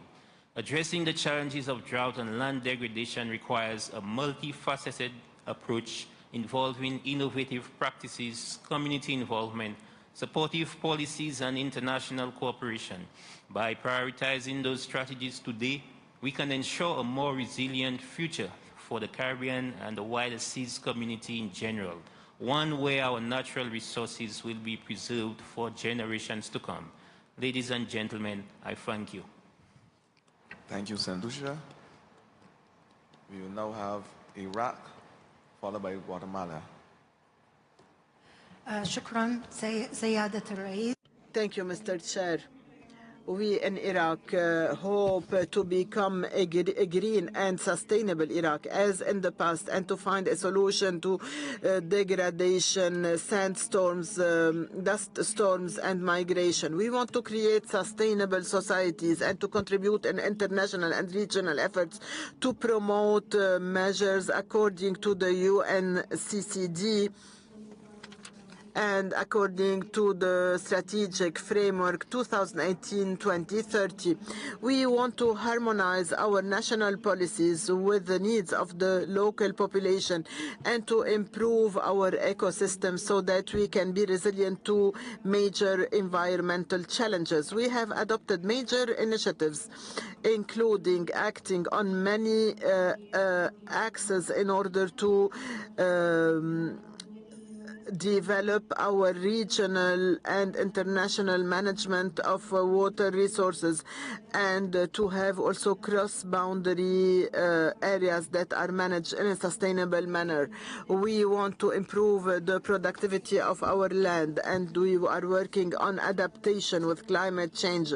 We have declared the creation of new natural resource reserves and adopted modern agricultural measures. We want to have a healthy soil. We want to support biodiversity, and we want also to support all our population, as it has been the case for our past years and throughout our history. Thank you. Thank you, Iraq. Guatemala, followed by the Russian Federation.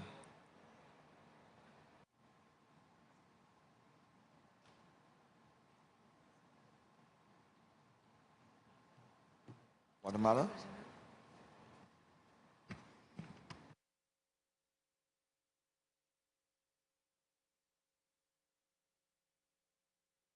The mic is on now. Excelentísimo. President of COP16 Presidency's delegates, it's an honor for me to speak on behalf of Guatemala. I'd like to express our thanks to the government and the people of Saudi Arabia for their hospitality and for having agreed to host COP16 of the UN Convention to combat desertification.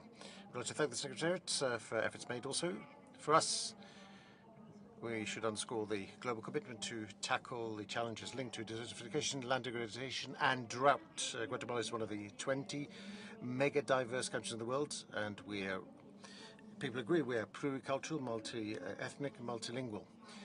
We have a Maya worldview with a particular link with nature. The Mayans, play a key role in preserving nature and biodiversity and ecosystems and water resources. We have to meet major challenges because of our climate vulnerability, and there is migration.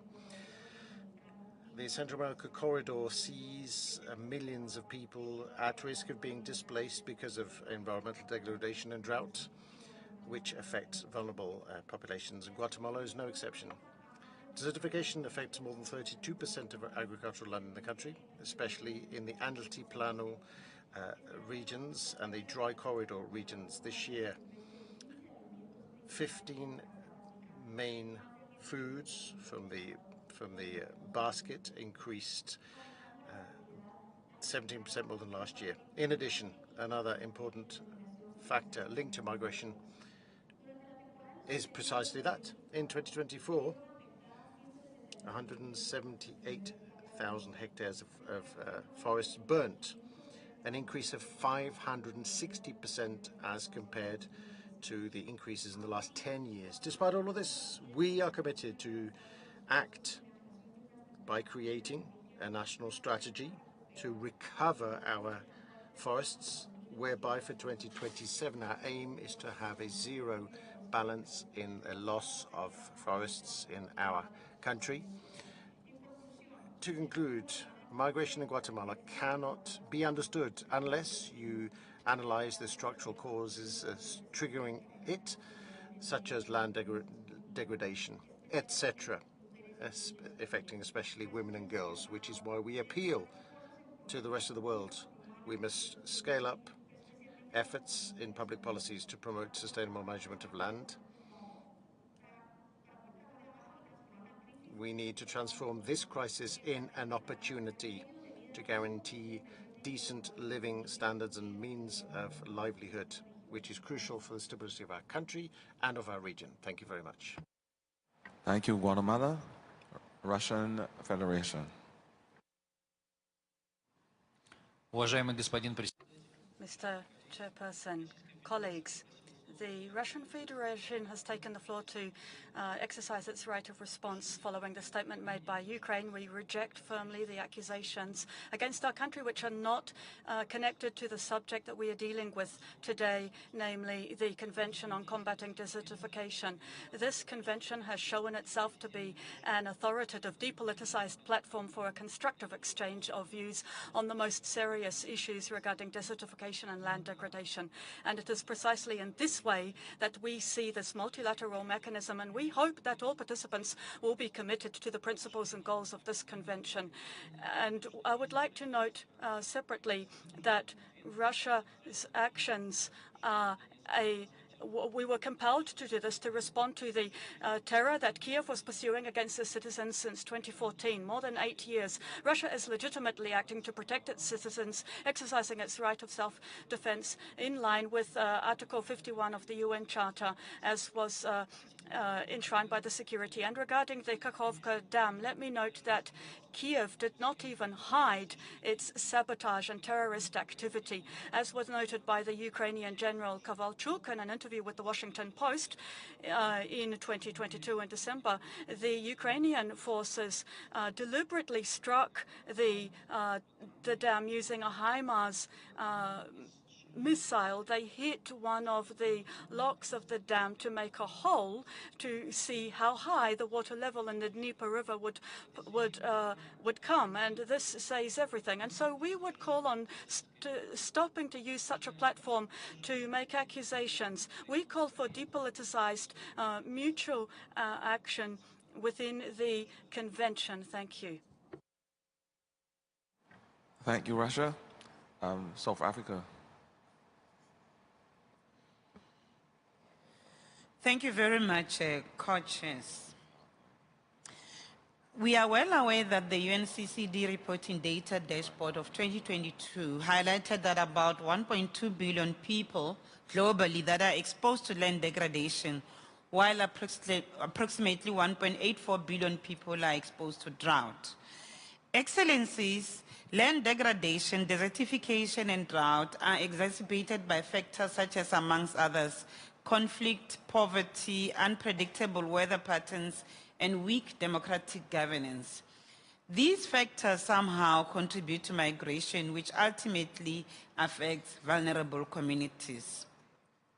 South Africa, like any other country, faces increasing threats to food production due to the impacts of climate change linked to meteorological hazards such as floods and droughts, and loss of productive land due to land degradation processes such as soil erosion, desertification, and drought.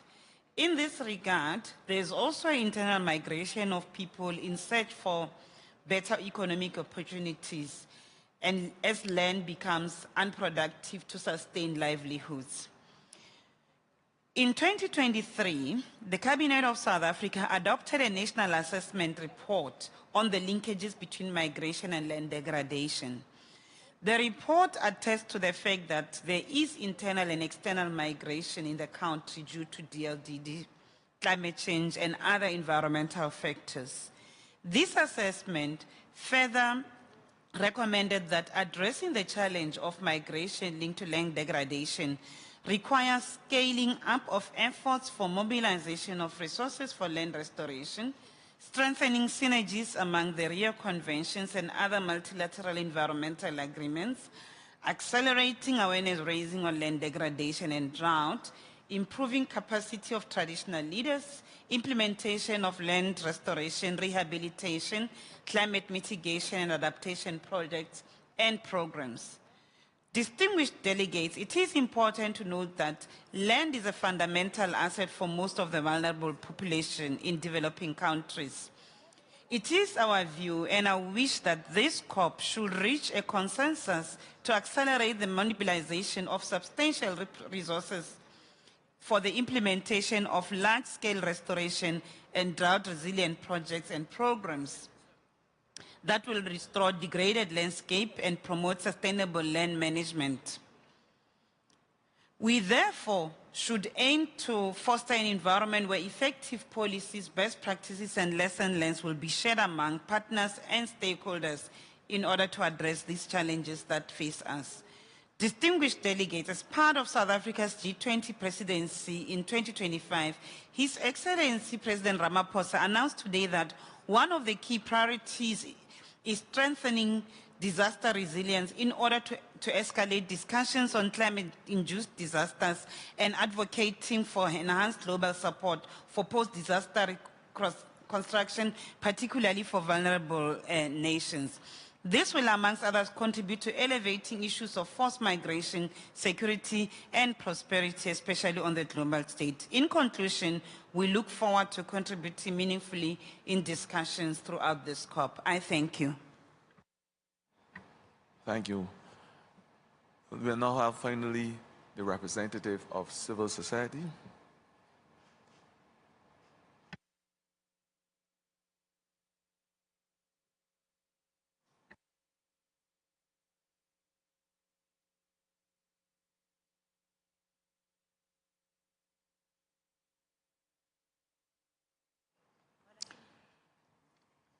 La déclaration des organisations. The statement by civil society organizations will be made by Fatima Takawa.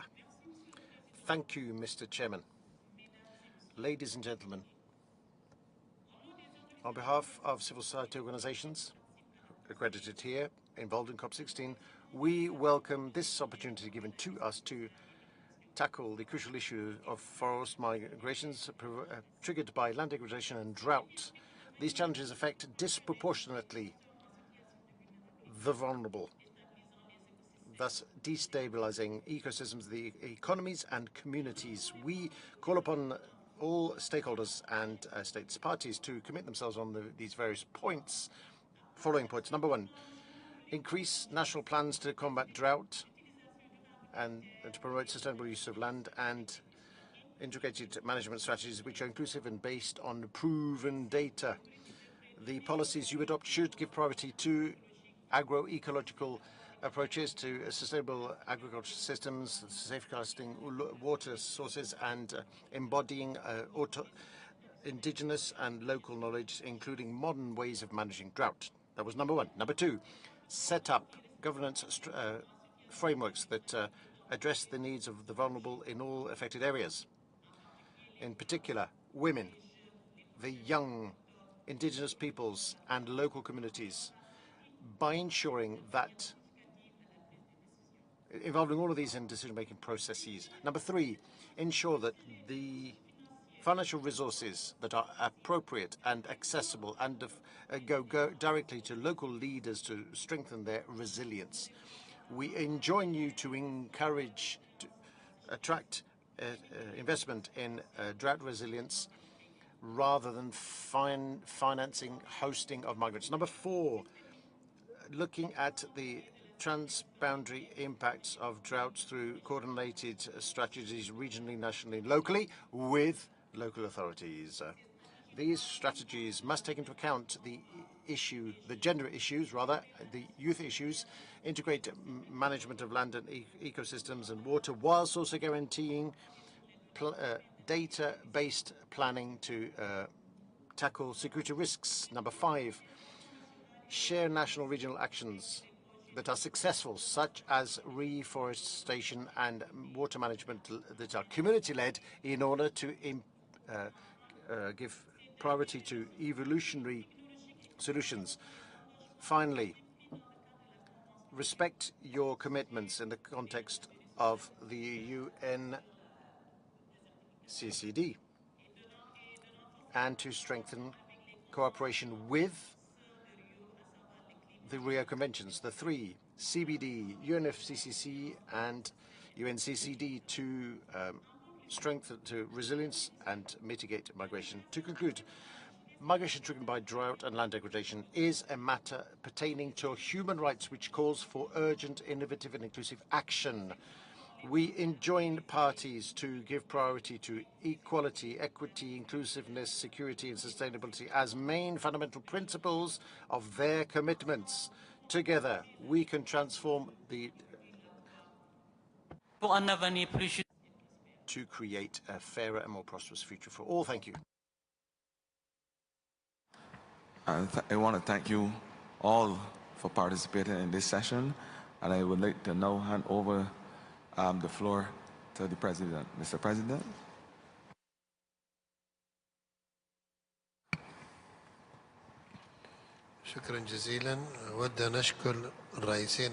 Thank you very much. I would like to thank the two co-chairs for the wise way in which they've steered the discussions this afternoon.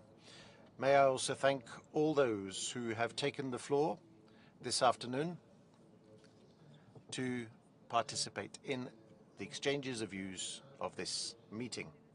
We will now adjourn briefly, just enough time to rearrange the podium and move to the closure of the high-level meeting. I will ask you kindly to stay seated, ladies and gentlemen. Thank you.